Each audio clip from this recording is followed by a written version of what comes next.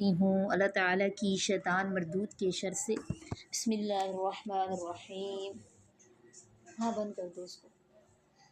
میں شروع کرتی ہوں اللہ تعالیٰ کے بابرکت نام سے جو بڑا مہربان نہایت رحم کرنے والا ہے۔ سورہ احزاب کی کل 5 آیات ہم نے پڑھ لی تھی۔ ہمارا آج کا سبق سورہ احزاب کی آیت نمبر 6 سے شروع ہوگا۔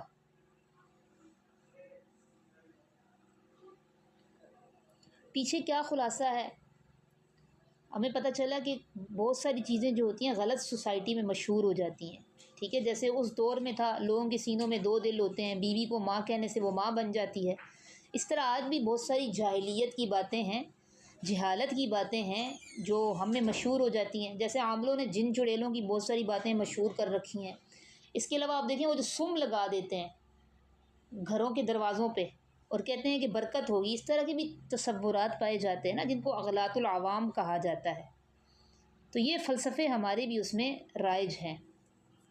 آج کا سبق آیت نمبر 6 میں اللہ تبارک و تعالیٰ ہمیں کیا حکم دے رہے ہیں؟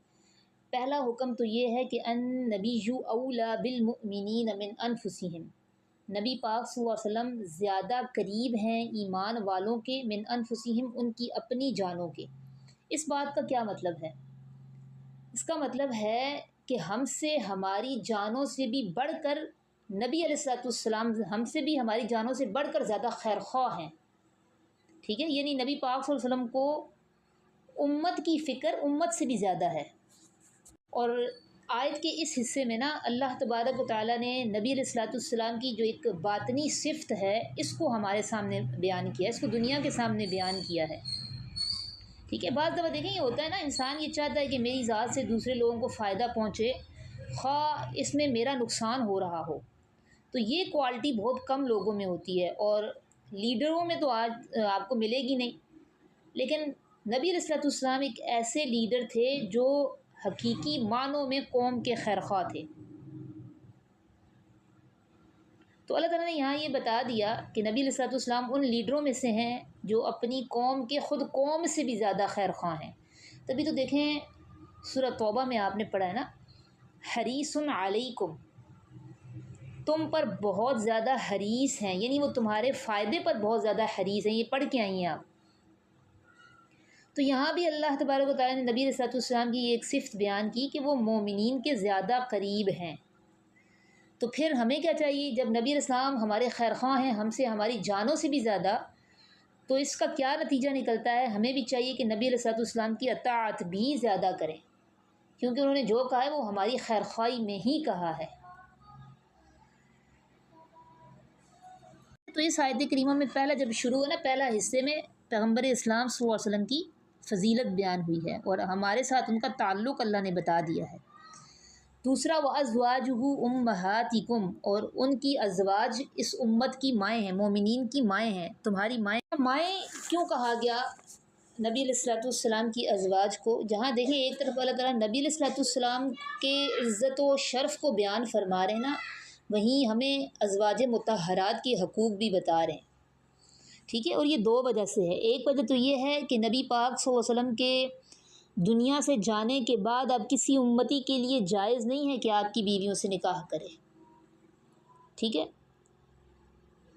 تو دوسری وجہ ادب و احترام ہے۔ نبی کی بیویاں مومنوں کی مائیں ہیں اور ان کا ادب و احترام حقیقی ماں سے بڑھ کر ہے۔ نبی اور نبی کی بیویوں کی توہین کرنے والا شخص یا تو منافق ہو سکتا ہے یا رافض ہو سکتا ہے، مومن نہیں ہو سکتا۔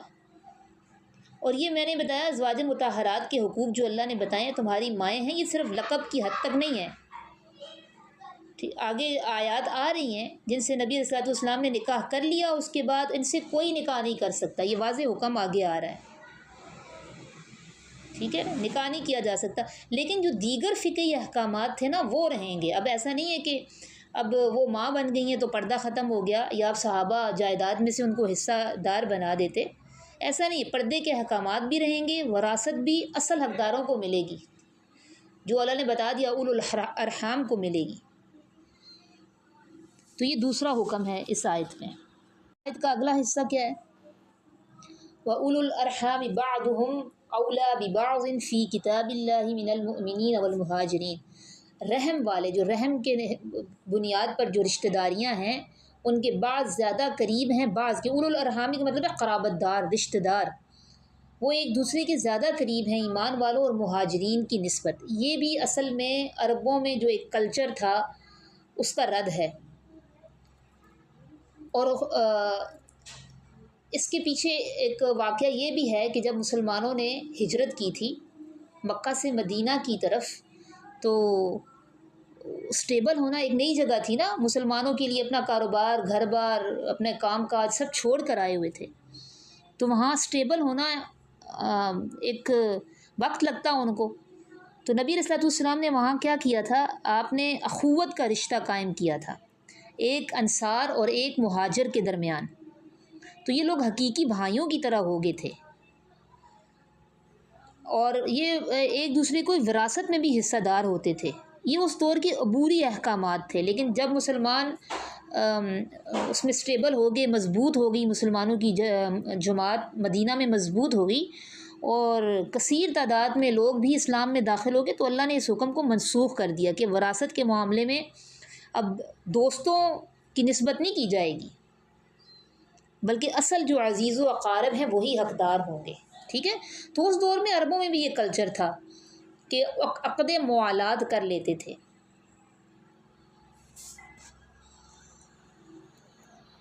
اور یہ طے کر لیتے تھے کہ بھئی ہمارا جینا مرنا ایک ساتھ ہے، اگر کسی ایک پر قرض ہوگا تو دوسرا جو دوست ہے اس کا وہ اپنے اوپر قرض تصور کرے گا، اخراجات بھی دونوں کے سانجھے ہوں گے، اور اس طرح کے عقد کر لیا کرتے تھے نا، جو پیسہ کمائے گا وہ میرا اور میں جو پیسہ کماؤں گا وہ تمہارا، یعنی ہمارا جینا مرنا ساتھ ہے، تم پر قرض آ گیا تو میں اس کا ذمہ دار ہوں، مجھ پر آ گیا تو تم ذمہ دار ہوگے، تو یہ ایک عقد ہوا کرتا تھا، اور پھر مرنے کے بعد یہ وراثت ملتی تھی۔ تو دیکھیں اس سے پچھلی آیات میں بھی اللہ تبارک و تعالیٰ نسب کی ویلیو بتا رہے ہیں نا، تو یہاں نسب ہی کے متعلق مزید ہمیں بتا رہے ہیں کہ اسلام میں نسب کی صرف زبان کی حد تک اہمیت نہیں ہے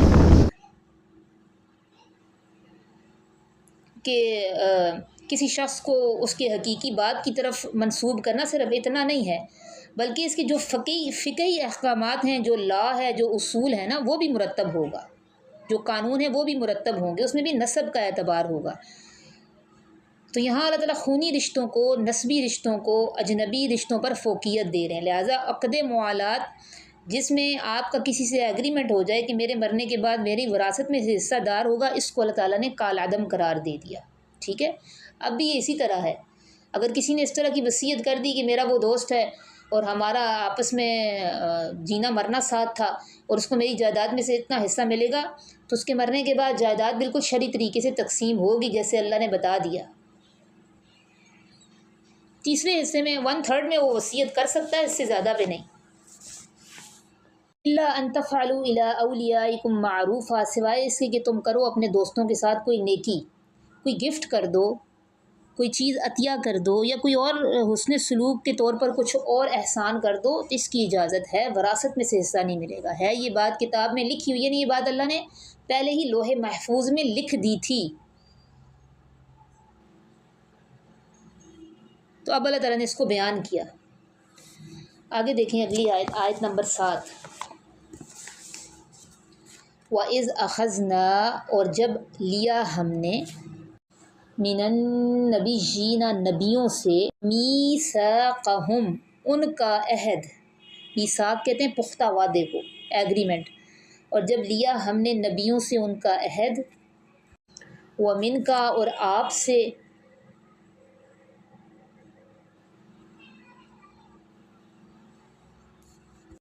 وَمِن نُوحٍ وَإِبْرَاهِيمَ وَمُوسَىٰ وَعِيسَىٰ ابْنِ مریم، اور نوح اور ابراہیم اور موسیٰ اور عیسیٰ ابن مریم علیہم السلام سے،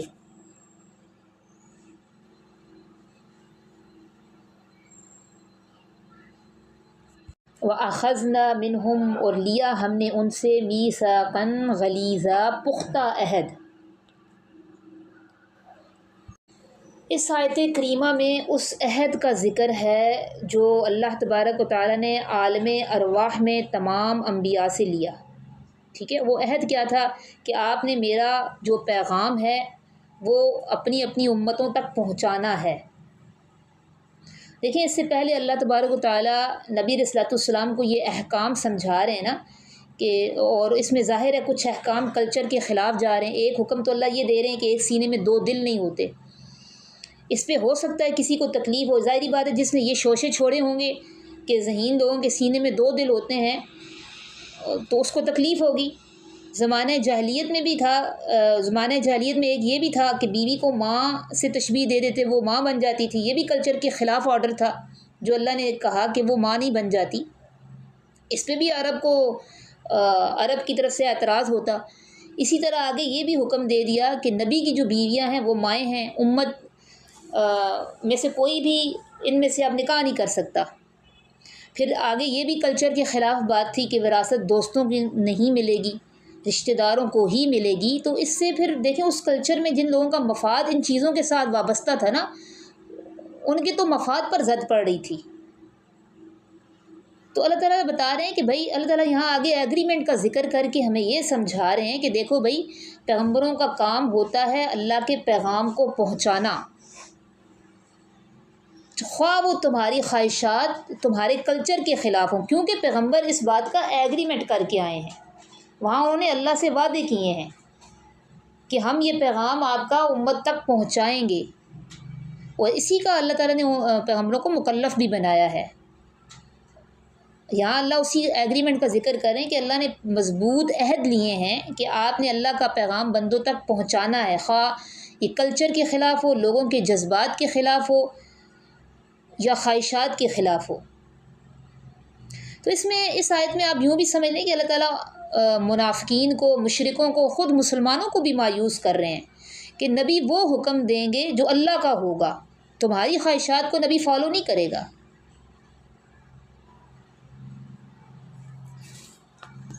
تو اس معاہدے کے بارے میں یہ کہاں پہ ہوا، اس کے بارے میں دو آراء ہیں علماء کی۔ ایک تو یہ کہ یہ معاہدہ عالم ارواح میں ہوا، اور دوسرا یہ کہ ہو سکتا ہے اللہ نے وحی کے ذریعے کیا ہو، وحی کے ذریعے دنیا میں لیا ہو۔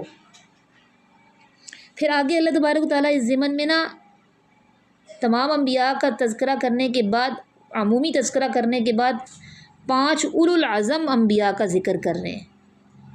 5 اولو العزم انبیاء، ان کی تفسیر سورہ آل عمران کی آیت نمبر 18 میں بھی آپ نے پڑھی ہے نا۔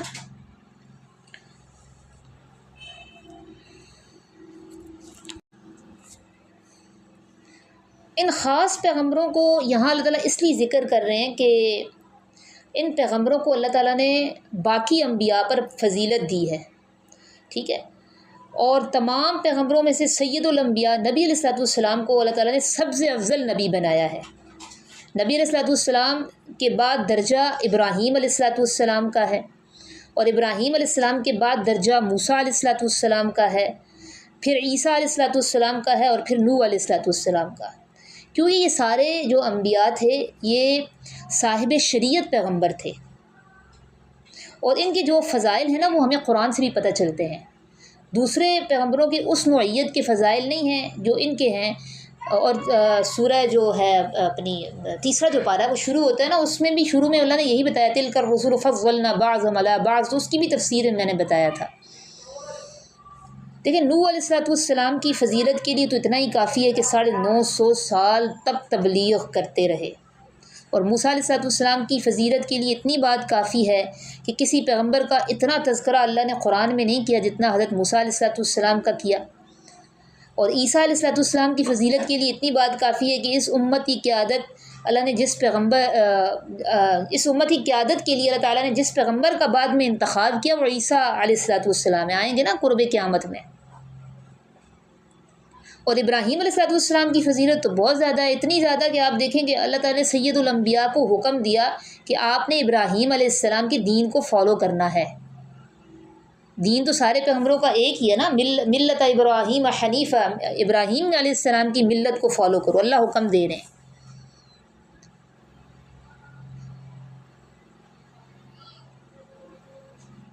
اور پھر آگے نبوت بھی ابراہیم علیہ الصلوۃ والسلام کی اولاد میں جاری کی، اور آپ کو تمام پیغمبروں کا امام اور رہبر قرار دے دیا۔ تو یہ ابراہیم علیہ السلام کی فضیلت بھی ہمیں قرآن سے پتہ چلتی ہے۔ سید الانبیاء صلی اللہ علیہ وسلم کی فضیلت تو قرآن سے بھی ثابت ہے اور خود احادیث بھی اس میں کافی تعداد میں ہیں، ٹھیک ہے، کہ یا اللہ تعالیٰ نے قرآن میں جہاں پہ بھی نبی علیہ السلام کو مخاطب کیا وہاں نام نہیں لیا، تو یہ بھی چیز آپ کی نام نہ لینا بھی ایک فضیلت کی دلیل ہے۔ لیسأل الصادقین، تاکہ وہ سوال کرے، یعنی اللہ نے پھر آگے عہد کی غرض و غایت بھی بتا رہے، یہ عہد کیوں لیا، تاکہ وہ سوال کرے الصادقین، سچوں سے۔ اللہ تعالیٰ یہاں اپنے پیغمبروں کو خود ہی سچا کہہ رہے ہیں، تاکہ وہ سوال کرے سچوں سے۔ یہاں اگر آپ لکھنا چاہیں تو بریکٹ میں لکھ لیں سچے نبیوں سے، تاکہ وہ سوال کرے سچے نبیوں سے، عن صدقہم، ان کی سچائی کی وجہ سے، تاکہ وہ سوال کرے سچے نبیوں سے ان کی سچائی کے بارے میں۔ وَأَعَدَّ، اور تیار کیا ہے اس نے، لِلْكَافِرِينَ، کافروں کے لیے، عَذَابًا أَلِيمًا، عذاب دردناک۔ قیامت کے دن اللہ تعالیٰ سوال کریں گے نا انبیاء سے کہ آپ نے اپنے اپنے امتوں تک پیغام پہنچا دیا تھا، اور اس کی گواہی دیں گے سارے پیغمبر کہ ہم نے اپنا پیغام پہنچا دیا تھا، ٹھیک ہے۔ تو اللہ تعالیٰ کہہ رہے ہیں یہ عہد بھی میں نے اس لیے لیا اور تیار کیا اس نے کافروں کے لیے دردناک عذاب۔ تو یہ دو وجوہات میں نے آپ کے سامنے رکھی ہیں، ایک تو یہ کہ پیغمبر جو بھی بات کرتے ہیں اس کا انہوں نے اللہ سے ایگریمنٹ لیا ہے، وہ پیغام انہوں نے پہنچانا ہے، خواہ وہ ہماری خواہشات کے اگینسٹ، اور دوسرا اللہ قیامت کے دن ان سے سوال کرے گا۔ آگے دیکھیں، آگے ہمارا دوسرا رکوع شروع ہو رہا ہے سورہ احزاب کا، اور آیت نمبر 9۔ یا ایہا الذین آمنوا اذکروا، اے ایمان والو، اذکروا، تم یاد کرو، نعمت اللہ، انعام اللہ کے، علیکم، اپنے اوپر، اے ایمان والو تم یاد کرو انعام اللہ کے اپنے اوپر۔ کون سے انعام ہیں؟ آگے دو انعام، دو نعمتوں کا اللہ تذکرہ فرما رہے ہیں۔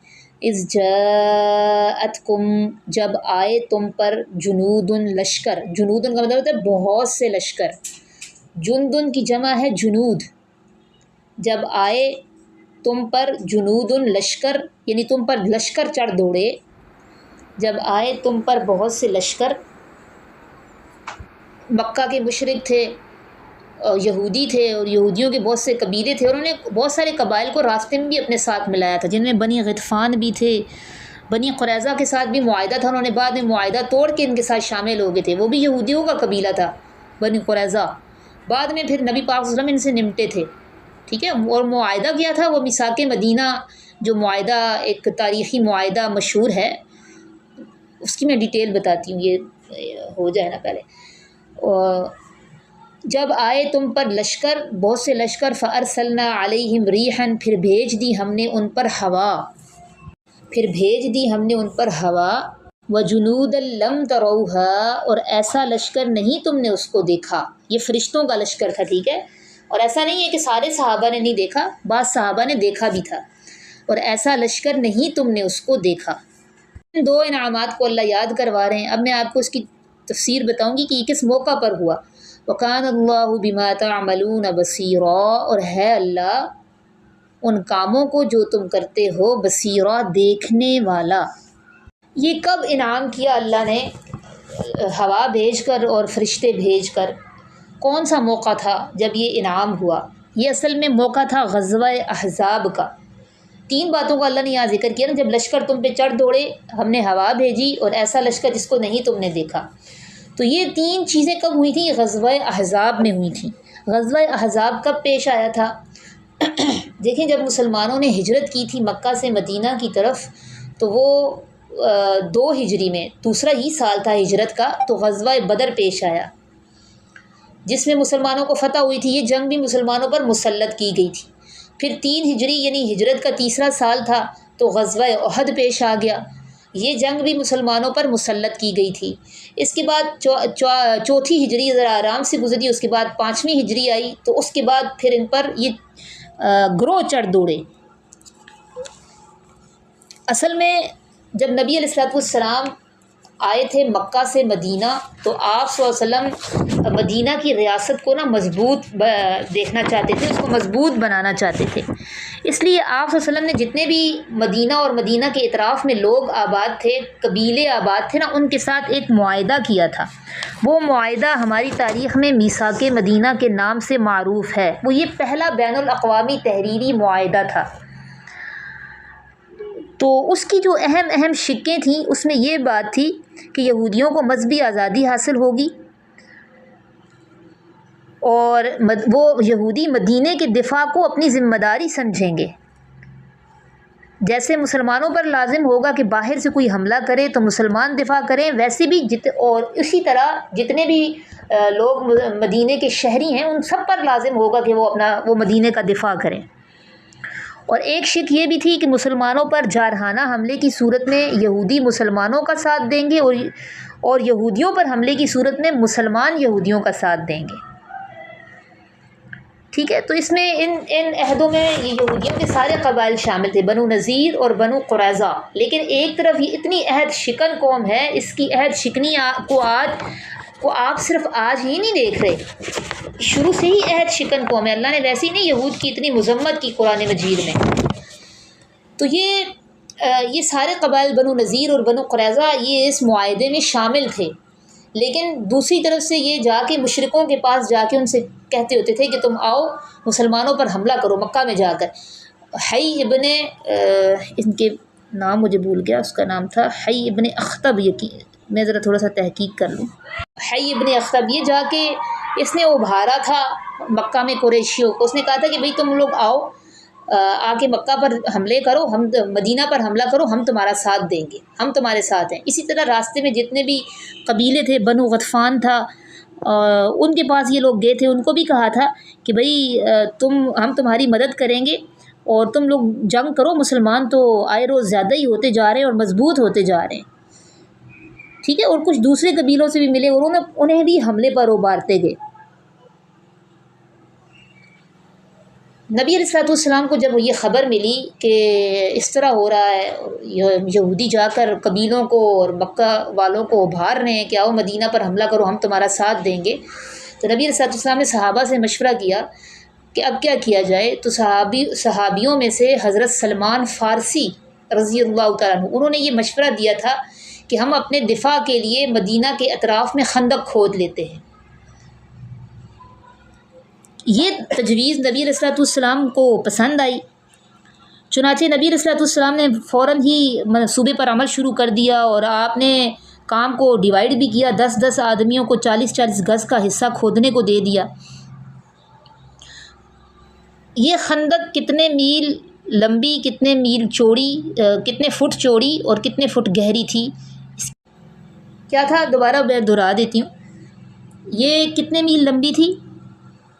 3.5 میل یہ خندق لمبی تھی، 7 سے 10 فٹ گہری تھی اور 12 سے 15 فٹ چوڑی تھی۔ اور نبی پاک صلی اللہ علیہ وسلم نے یہ کام تقسیم بھی کیا تھا، آپ نے 10 آدمیوں کو 40 گز کا حصہ دے دیا تھا کھودنے کے لیے، اور مسلمان جو دفاع کے لیے آ کر مدینہ کے جہاں پہ خندق کھود رہے تھے نا، اور دفاع کے لیے وہاں جمع ہوئے تھے، ان کی تعداد تھی 3000۔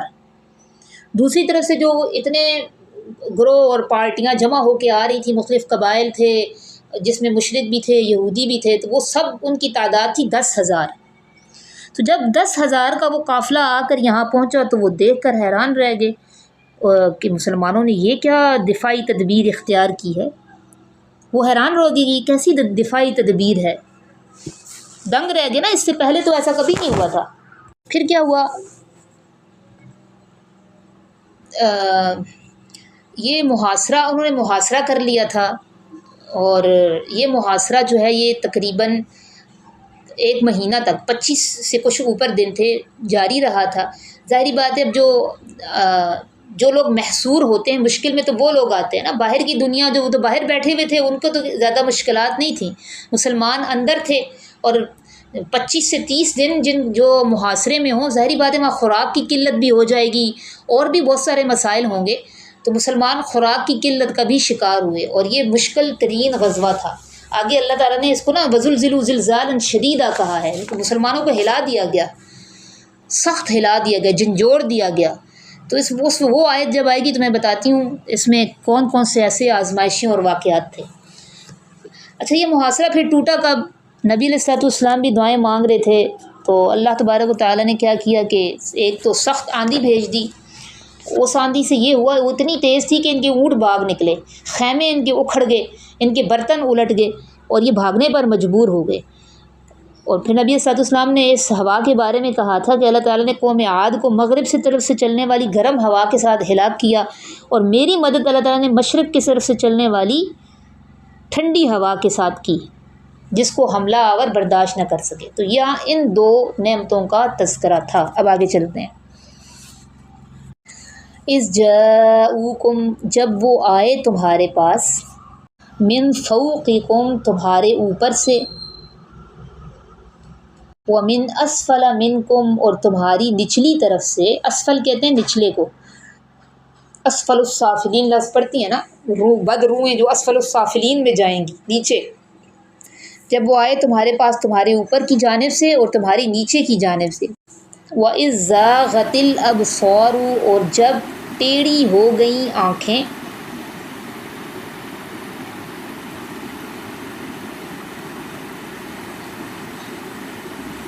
وَبَلَغَتِ الْقُلُوبُ الْحَنَاجِرَ، اور پہنچ گئے دل حناجرہ، حلقوں تک۔ یہ بھی محاورہ ہے، کلیجہ منہ کو آنا، دل اچھل کر حلق تک آ جانا، یہ محاورہ ہے، ٹھیک ہے، یعنی خوف کی کیفیت کا پیدا ہونا۔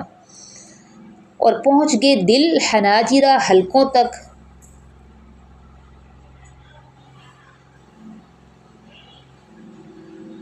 وَتَظُنُّونَ، اور تم گمان کرتے تھے، باللہ، اللہ پر، الظنون، بہت سے گمان، اور تم گمان کرتے تھے اللہ پر بہت سے گمان۔ یہ خندق جو کھودی گئی تھی نا، یہ اس کا مقام کون سا تھا؟ یہ مدینہ کے شمال اور مشرقی طرف کھودی گئی تھی، ٹھیک ہے، یہاں سے دشمن کے حملے متوقع تھے، مدینہ کی شمالی طرف اور مشرقی طرف۔ ہو سکتا ہے کوئی ویڈیو اس پر ابھی اس میں موجود ہو،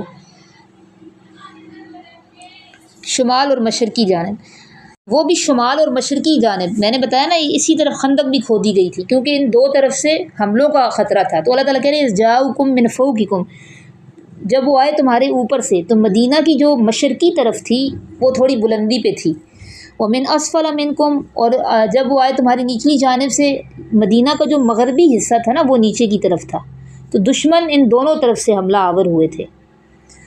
اس وقت کے کیا حالات تھے؟ جو دفاع کے لیے وہاں موجود تھے 3000 کے قریب صحابہ، اور ان میں منافق بھی تھے۔ میں نے بتایا مسلمانوں نے جب ہجرت کی تھی مدینہ تو وہاں ان کو منافقین کا سامنا بھی تھا۔ منافق وہ لوگ تھے جنہوں نے منہ سے تو کلمہ پڑھا تھا اور کہا تھا ہم مسلمان ہیں، لیکن وہ اندر سے مسلمان نہیں تھے، ان کی ساری ہمدردیاں کافروں کے ساتھ تھیں، اور ان کی اللہ نے اتنی کوالٹیز بیان کی ہیں۔ اور آپ دیکھیں جس وقت جنگوں کے حالات اللہ تعالیٰ نے بیان کیے ہیں نا، غزوہ احد کے حالات بیان کیے، تو اس وقت کتنی اللہ نے منافقوں کی مذمت کی ہے، پیچھے آپ سورہ آل عمران میں پڑھ کے آئی ہیں۔ پھر غزوہ خندق کا اللہ تعالیٰ بیان فرما رہے ہیں تو اس میں بھی منافقوں کے احوال، اللہ تعالیٰ منافقوں کی صفات، ہی پورا رکوع آگے منافقوں کے تذکرے پہ ہے، کیونکہ دیکھیں جب انتہائی حالات ہوتے ہیں نا، آپ پر مشکل آتی ہے تو اس وقت پتہ چلتا ہے کہ آپ کی صف میں کھڑا کون ہے اور کھوٹا کون ہے، منافق کون ہے اور مومن کون ہے۔ تو اللہ تعالیٰ نے ایسی انتہائی حالات میں، جنگوں کے حالات میں، اللہ تعالیٰ نے منافقوں کو ان کی صفات کے ساتھ ہائی لائٹ کیا۔ تو جب حملہ آور ہوئے تو اس وقت کیفیت کیا تھی؟ مسلمانوں کے دل اچھل کر حلقوں تک آ رہے تھے۔ کیوں؟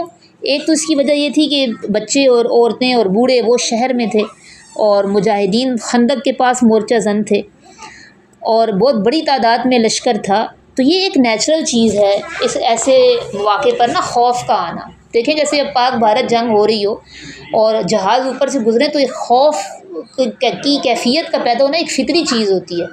اور حضرت موسیٰ علیہ السلام کے واقعے میں بھی آپ نے پڑھا تھا کہ جب اللہ تعالیٰ نے موسیٰ علیہ السلام سے کہا آپ اپنا عصا پھینکیں، موسیٰ علیہ السلام نے پھینکا، وہ اژدہا بنا، تو موسیٰ علیہ السلام کے بارے میں اللہ نے کیا کہا؟ وہ پیٹھ پھیر کر بھاگ نکلے اور پیچھے مڑ کر نہیں دیکھا۔ تو یہ خوف کیا ہے؟ انسان کے اندر اللہ نے ایک فطری چیز رکھی ہے۔ تو جنگیں کوئی اچھی چیزیں تو نہیں ہوتی نا، جب جنگیں ہوتی ہیں تو کیا ہوتا ہے؟ بہت سارے بچے یتیم ہو جاتے ہیں، عورتیں بیوہ ہو جاتی ہیں، ماؤں سے ان کے کلیجے، ان کے سینوں کی ٹھنڈک، ان کے بیٹے چھن جاتے ہیں، تو اور بربادی کتنی ہوتی ہے، شہروں کے شہر اجڑ جاتے ہیں۔ تو یہ ایسی جب کیفیت ہو، جنگوں کی حالتیں ہوں، تو اس وقت خوف کا پیدا ہو جانا یہ ایک فطری امر ہے۔ اسی حالت کو اللہ نے اسکیچ کیا ہے کہ اس وقت آنکھیں پتھرا گئیں، آنکھیں ٹیڑھی ہو گئیں اور دل حلقوں تک پہنچ گئے، اور تم اللہ کے بارے میں طرح طرح کے گمان کرنے لگے۔ یہ وسوسے وہ ہیں کہ جو انسان کو ابتدائی حالت میں آتے ہیں، اور یہ برا نہیں ہوتے۔ برا تب ہوتا ہے وسوسہ جب آپ اس کے مطابق عمل کر لیں، ٹھیک ہے۔ آپ کہہ رہے ہوتے ہیں نا پتہ نہیں اب کیا ہوگا، اللہ سے اچھی امید ہے انشاءاللہ اللہ بہتر کرے گا، لیکن پتہ نہیں اب حالات کس طرف جا کر بیٹھیں گے، اس طرح کے خیالات آ رہے ہوتے ہیں۔ اور جو منافق تھے ان کو تو جو وسوسے آ رہے تھے انہوں نے نہ صرف اس کا زبان سے اظہار کیا، بلکہ بعض منافق بغیر بتائے ساتھ چھوڑ گئے، اور بعض نبی علیہ السلام کے سامنے ہیلے بہانے تراش کے الگ ہو گئے۔ ان کا آگے اللہ تعالیٰ الگ سے تذکرہ فرما رہے ہیں۔ ہنالک ابتلی المؤمنون، ہنالک اسی جگہ، اسی موقع پر، ہنالک اسی جگہ،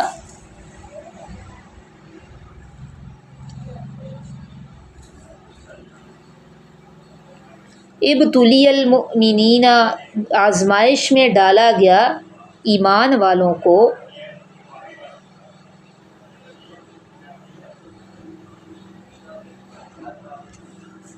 وزلزلوا اور وہ ہلائے گئے، زلزالا شدیدا سختی سے ہلا دینا، ہلانا سخت، اور وہ ہلا دیے گئے ہلانا سخت، یعنی انہیں پوری طرح ہلا دیا گیا، اور وہ ہلا دیے گئے ہلانا سخت۔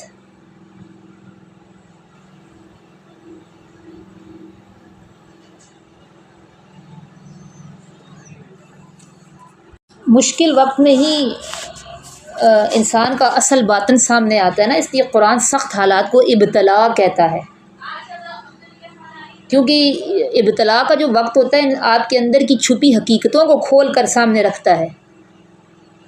تو اللہ تعالیٰ کہہ رہے ہیں اسی جگہ آزمایا گیا، منافقین کی جو حالت تھی اس کو بھی اللہ نے دیکھ لیا، اور مخلص مومنوں کو بھی اللہ نے دیکھ لیا، اور یہ بڑی سخت ابتلا تھی مومنوں پر۔ احادیث سے ہمیں پتہ چلتا ہے، سیدنا جابر رضی اللہ عنہ وہ فرماتے ہیں کہ چونکہ محاصرے کو بڑا لمبا عرصہ ہو گیا تھا نا، تو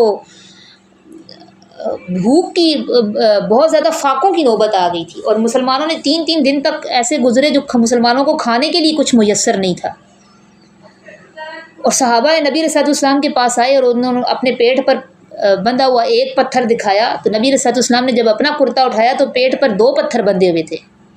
ایسے حالات آ گئے، اور بہت سارے معجزات بھی سامنے آئے۔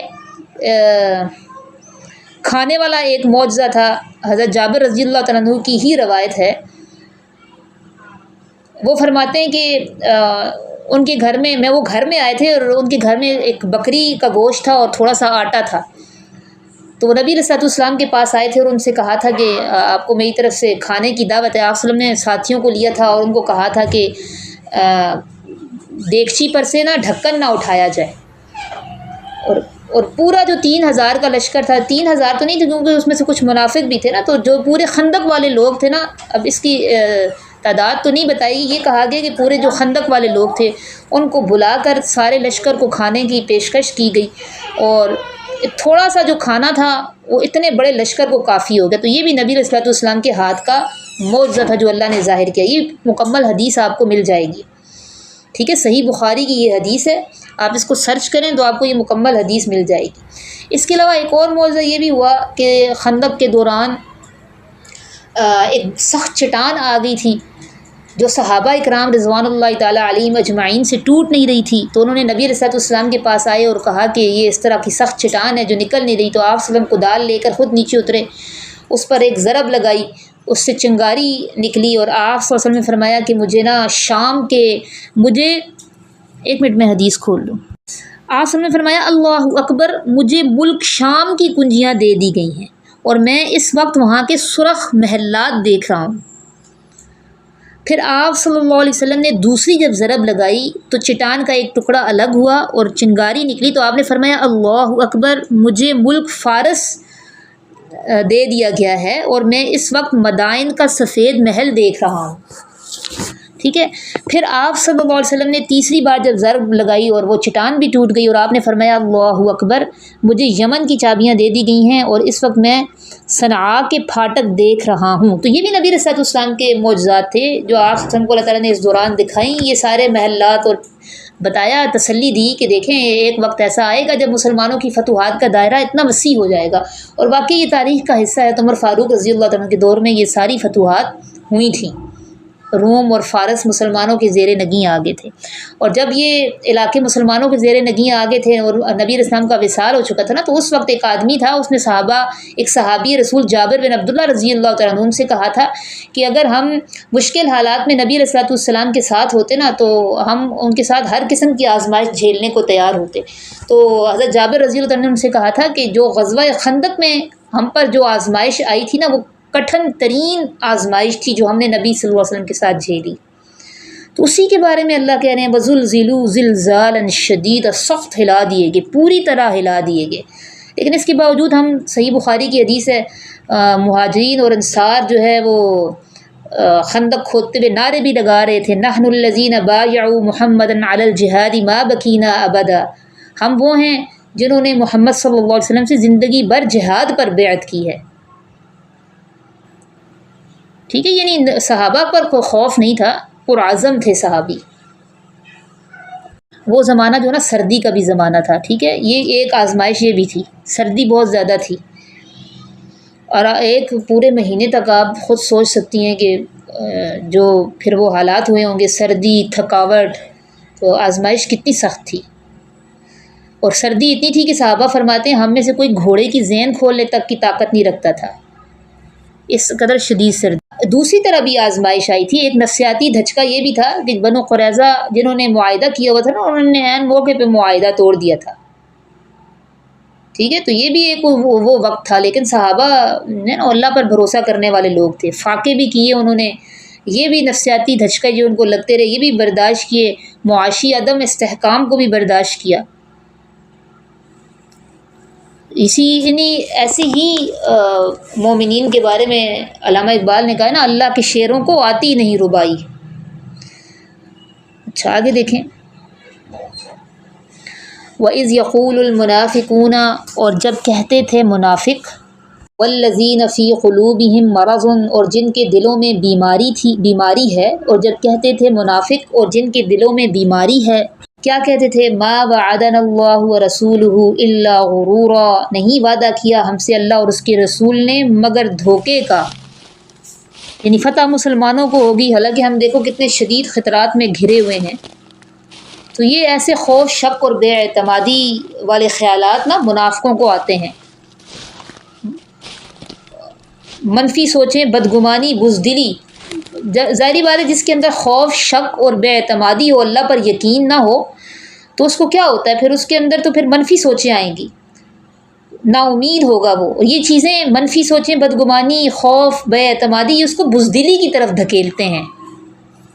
قالت طائفۃ، اور جب کہا ایک جماعت نے، منہم ان منافقوں میں سے، یا اہل یثرب، اے یثرب والو، لا مقام لکم، نہیں ہے کوئی ٹھہرنا تمہارے لیے، ارجعوا، پس تم واپس لوٹ جاؤ.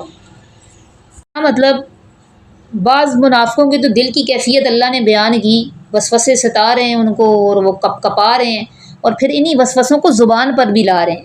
ایک جماعت کہنے لگی اے یثرب والو، لا مقام لکم، نہیں ہے کوئی ٹھکانہ تمہارے لیے، پس تم واپس لوٹ جاؤ. اہل یثرب کا پہلے تفسیر سن لیں. یثرب والو، یثرب کون ہے؟ یثرب کیا ہے؟ یثرب کسی کو نہیں پتا؟ یثرب کہتے تھے، ہاں پرانا نام ہے نا، مدینے کا پرانا نام ہے یثرب. اور نبی علیہ السلام نے منع فرمایا تھا کہ مدینے کو یثرب نہ کہو، کیونکہ یثرب کا مطلب ہے ملامت یا گناہ. ٹھیک ہے، آپ نے فرمایا تھا یہ تو توبہ ہے، طیبہ ہے، مدینۃ الرسول ہے، تو اس کو پھر مدینۃ الرسول اور مدینہ طیبہ کہا جانے لگا. تو وہ کہہ رہے تھے اے یثرب والو، لا مقام لکم، تمہارا کوئی ٹھکانہ نہیں، یعنی یہاں تم مورچہ بند ہو کر بیٹھے ہوئے ہو، یہ کوئی موضوع ٹھکانہ نہیں ہے، یہاں بربادی ہے. سامنے دشمن نظر آ رہا ہے، تیر اندازی ہو رہی ہے، دشمن کی تعداد زیادہ ہے، تمہاری تعداد تھوڑی ہے، بے سر و سامان ہو، ہمیں فاقے آ رہے ہیں، تو یہ تو کوئی ٹھکانے کے لیے موضوع جگہ نہیں ہے، واپس گھروں کو چلو۔ وَيَسْتَأْذِنُ فَرِيقٌ مِّنْهُمْ، اور اجازت طلب کرتا تھا ایک گروہ ان میں سے، النبی نبی پاک صلی اللہ علیہ وسلم سے، یقولون وہ کہتے تھے، ان بیوتنا عورہ، بے شک ہمارے گھر غیر محفوظ ہیں۔ عورہ کا مطلب ہے ایسی چیز جو چھپانے کے لائق ہو، ٹھیک ہے، عورہ۔ عورت کو بھی عورت اسی لیے کہتے ہیں کہ اس کی تکریم، اس کو چھپایا جانا، اس کا ستر کا خیال کرنا یہ واجب ہے۔ تو کہتے تھے ہمارے گھر غیر محفوظ ہیں۔